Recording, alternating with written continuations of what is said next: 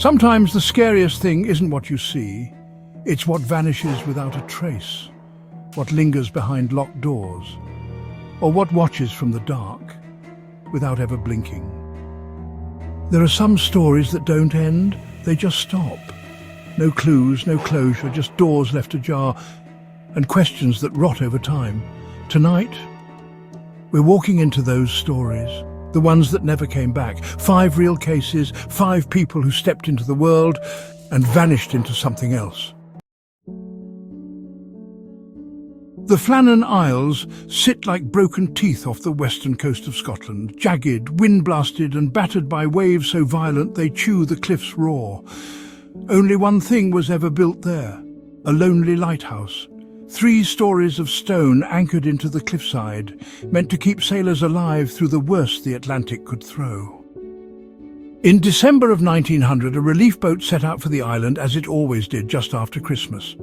The lighthouse had gone dark, no signal, no messages, but winter seas were brutal. Delays weren't unusual. The crew figured the men were weathered, maybe tired, but safe. Still, when they arrived, they expected 3 weary faces waiting at the dock. Instead, they found silence. The flagpole was bare. The gate locked from the inside. No smoke curled from the chimney, though the air bit with winter. No footprints in the frost, just stillness. Inside, everything was intact, clocks still ticking, beds made tight, oil lamps full and ready. Plates of food sat on the table, half finished like someone had stood up mid-bite. One oilskin coat was missing from the rack. Just one. A chair lay on its side, legs tangled in a rug, but the lighthouse keepers, Thomas, James and Donald, were gone. Not inside, not nearby, not hiding, no blood, no mess, just absence. It was as if the island had exhaled and the men were gone with the breath. There were no signs of a struggle, no bodies, no dragging marks on the ground, just the final entry in the logbook, dated 3 days earlier. The storm still rages, God is over all. That became the official story. A rogue wave, a sudden madness. Some government official even claimed one man went outside during the storm and the others died trying to save him. But nearby islands reported clear skies during those days. The seas were calm. The weather never matched the fear in that journal. Locals shook their heads. They said the island had taken them, that sometimes the cliffs whisper when the wind rises just right, and that no one should ever answer. Long before the lighthouse was built, fishermen avoided the Flannans. There were stories of boats that drifted too close, found later with no crew aboard, ropes slack, cargo untouched. Just a strange grey film coating the deck, like wet parchment. One keeper, years after the disappearance, lasted only 1 rotation. He claimed he heard footsteps circling the tower at night. Measured, heavy, deliberate. They would stop right outside his door and breathe, but when he opened it, nothing, only wind and stone. He left and never returned. As for Thomas, James and Donald, no bodies, no wreckage, no sign they ever tried to leave, just their names on a log and an empty lighthouse. To this day, the beacon still blinks through the fog, and the storm, some say it never truly stopped. In this next case, the dead didn't drift out to sea. They stayed buried right in the garden. When Elisa Lam died in 2015, no one expected anything unusual. She was 74.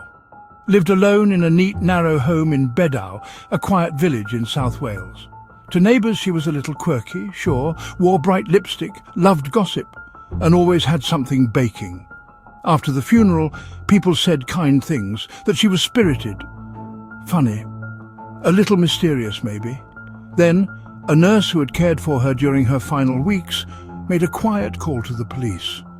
She told them something Lee had confessed, while heavily medicated, something that didn't sound like a joke. 2 days later, detectives arrived. They dug up the small garden behind Lee's house, the same one where she'd hung laundry every morning, humming softly to herself. What they uncovered was a body, mummified, wrapped tightly in layers of plastic, blankets and tape. The air turned sour with the smell of old decay and damp earth. It was her husband, John Sabine. He'd been reported missing in 1997. Lee had told everyone he'd run off with another woman. that he'd grown tired of her, packed up, and left. The truth was buried just feet from where she sipped tea in the sun. She hosted garden parties above his grave, passed out cake, laughed with friends.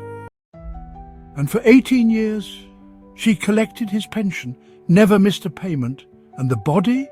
Preserved with eerie precision, no signs of trauma, no clear cause of death, just sealed like something she couldn't bear to let go.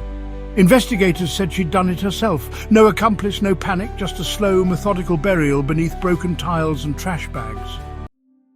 Neighbours swore they had no idea. She was always so normal. One even recalled Lee mentioning that John still sent her postcards. No charges were ever filed. Lee was already gone. And with her went the truth of what happened that night in 1997, whether it was an accident or something colder. Some believe she confessed because it was eating at her. Others think she just wanted the last word. Either way, the secret stayed sealed for nearly 2 decades, beneath laundry line and lilac bushes. The neighbours say her house still creaks, like someone's walking just under the soil. Story number 3 leads us into the sky, where fear doesn't walk. It runs through terminals, cameras, and minds unravelling. Lars Mittank was just 28 when he vanished. A quiet guy from Germany, well liked. No criminal record, just another tourist looking to soak up the sun along the Bulgarian coast. It was June 2014 and he'd flown to Varna with friends for a simple beach vacation. But by the end of the trip, something felt off. One night, Lars got into a scuffle with a group of strangers. The fight was supposedly over football, harmless enough. But afterward, he said his eardrum had ruptured. A doctor confirmed it and told him not to fly. His friends flew home. Lars stayed behind, alone. And then, everything unravelled. He booked a room at a cheap hotel near the airport. Staff later said he seemed anxious, paranoid. He barely slept, would pace the halls at night, peeking through windows, ducking into the elevator like someone was chasing him. Then came the texts to his mother. "They're following me. Don't cancel my credit card." She asked who was following him. He wouldn't say. The next morning he checked out and headed to Varna Airport. Surveillance shows him walking through the terminal, wearing a yellow shirt, small backpack slung over one shoulder. He visited the airport doctor to check on his ear. Nothing unusual was reported until something changed. Without warning, Lars stood up, looked over his shoulder, then bolted out of the examination room. CCTV captured every second. He runs down the corridor, past security, out of the terminal, leaves his luggage behind. He doesn't slow down. He sprints across the tarmac, climbs a barbed wire fence like it's nothing, and then vanishes into the woods. No one has seen him since. Search teams combed the area for days. No sign of him, no clothes, no blood, no body. His phone was never turned on again. His passport, still in the airport. And if you watch the footage, it's not just that he's running, it's how he runs, head down, wild eyes, like something's right behind him, and he knows he won't outrun it. Some say it was psychosis, maybe triggered by the head injury. Others believe he was running from something real, something he didn't have time to explain. What makes it worse is how quickly it all collapsed, from a normal vacation to a full-blown disappearance in less than a week. But this next story doesn't take us into the forest. It takes us into the depths of the mind and the devil's loophole. In the quiet corners of 17th century Europe, there was a darkness that didn't howl in the night or creep through forests. It walked in daylight, wore aprons, crossed itself before meals, and believed with absolute certainty that murder could save the soul.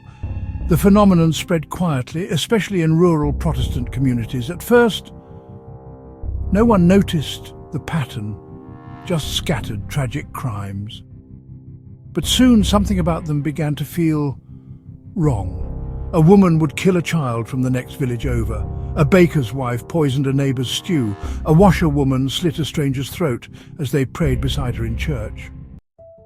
And then they would turn themselves in, calm, reverent. They weren't running, they weren't hiding, they wanted to be caught, because to them execution wasn't punishment, it was a gift. These were devout women. Most had spotless records. They weren't acting out of vengeance or desperation. They believed that dying by the sword, sentenced by the state, would cleanse them. Suicide was a sin, but murder, followed by repentance and public death, that, they thought, was a holy loophole. One Norwegian court record from 1663 describes a woman who poisoned her closest friend. Then walked barefoot to the village priest. She knelt in front of him and asked, "When will my soul be clean?" He couldn't answer. Judges were shaken. Priests began refusing to absolve them, but the killings continued. It wasn't hysteria, not in the way we think. These women weren't screaming or raving. They didn't see visions or speak in tongues. They just believed, deeply, that eternal salvation could be bought in blood, as long as it wasn't their own. Some were executed quietly, others became cautionary tales. But behind every sentencing was the same impossible question. How do you stop someone who wants to be punished? Eventually, the trials stopped. Records faded, and the world moved on. But some archivists still stumble across those cases. Thin ink on yellowed paper, women's names etched beside the word penitent. Their eyes described again and again as peaceful. In one court ledger, someone scribbled next to a confession, "She smiled when they tied the rope and whispered thank you." And finally, we head to Los Angeles, to an elevator that's been sealed and a girl who rode it into darkness. The Cecil Hotel has always had a reputation, an old looming structure in downtown LA with a history that clings like mildew to the walls. But in 2013, it became something else, a place people still whisper about. Elisa Lam was 21, a student from Vancouver on a solo trip through California. She blogged about bookstores, art, the energy of traveling alone, bright, curious. She posted photos of vintage signs and odd thrift finds, little moments that made her feel connected, even in unfamiliar places. But between the lines, there were hints of loneliness too, entries about sleepless nights, feeling invisible in a city that never stopped moving. Something shifted when she checked into the Cecil. She started acting strange. Employees noted it, how she'd talk to herself, laugh abruptly, seem confused. And then one night, she disappeared. No checkout, no signs of struggle, just gone. The police searched the building. Dogs sniffed every hallway, nothing. Her parents flew in, desperate. Flyers went up across the city, still nothing. Until the water turned. Guests began complaining. Low pressure, odd taste, dark colour. A maintenance worker climbed to the roof. The heavy water tanks were sealed. The access door to the rooftop was locked and alarmed. No alerts had ever gone off. But when he opened the hatch of the far tank, the smell hit him first. Then he saw her, Elisa, floating naked in the water, bloated, lifeless. There was no ladder inside, no way out. But it's the footage from the elevator that still chills people. It was the last time she was seen alive. Security cameras captured her stepping inside, wearing a red hoodie, pressing multiple buttons at once. The door doesn't close. She moves like she's waiting. But for what? Then she peeks into the hallway, quickly. Then again, steps in and out like she's hiding. Her hands wave erratically as if signaling or speaking to someone. But no one appears. She looks terrified. Then she vanishes from view. The timestamp in the footage, it jumps, like someone cut something out.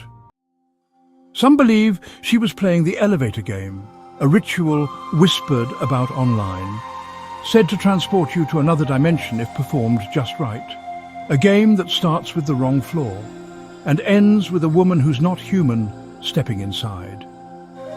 Others say it was a psychotic break, Elisa had been diagnosed with bipolar disorder, but that doesn't explain the sealed tank, or the locked roof door, or why her clothes were found floating beside her, unfolded, as if removed, gently. The official cause was accidental drowning, but nothing about it felt accidental. To this day, no one knows how she got in. The alarm never sounded. No one saw her on the roof. No prints, no noise, no trace. But the elevator? It still opens to that same floor, even when no one presses the button.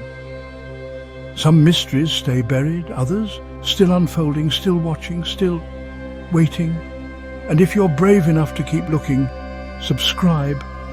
There's more waiting just beneath the surface.